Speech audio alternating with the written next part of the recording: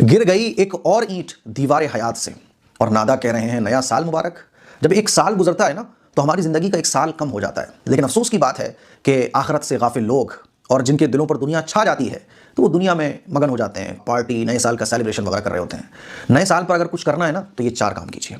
पहला काम दुआ, अल्लाह से दुआ कीजिए और दुआ पढ़िए, अल्लाहुम्मा अदखिलहु अलैना बिल अम्नि वल ईमान व सलामती वल इस्लाम व रिज़वान मिनर रहमान व जिवारी मिनश शैतान। दुआ कीजिए कि अल्लाह इस साल को मेरे लिए अमन, ईमान, सलामती और इस्लाम वाला साल बना, या अल्लाह इस साल को मेरे लिए अपनी खुशनुदी वाला साल बना और शैतान से मेरी हिफाजत फरमा। दूसरा काम मुहासबा, कि मेरा पिछला साल कैसा गुजरा, मैंने कितने लोगों के हक मारे, कितने मैंने ऐसे बड़े बड़े गुनाह किए जो अल्लाह को नाराज़ करने वाले हैं। मेरा पिछली साल कैसा गुजरा, मैंने कितने अल्लाह की नाफरमानी वाले काम किए। मुहासबा कीजिए और तौबा इस्तिग़फ़ार अल्लाह से कीजिए, या अल्लाह ये साल मेरा बहुत ख़राब गुजरा, या अल्लाह मैं माफ़ी मांगता हूँ गुनाहों की, जिनके हक मारे उनका हक अदा करने की कोशिश कीजिए। तो दूसरा काम है मुहासबा। तीसरा शुक्र, क्योंकि एक सांस के बाद दूसरे सांस का मिल जाना अल्लाह की बहुत बड़ी नेमत है। एक दिन के बाद दूसरे दिन का मिल जाना अल्लाह की बहुत बड़ी नेमत है। आखिरत में गुनहगार तमन्ना करेंगे कि काश हमें दुनिया में दोबारा जाने का मौका मिल जाए ताकि हम तौबा और अच्छे अमाल कर सकें।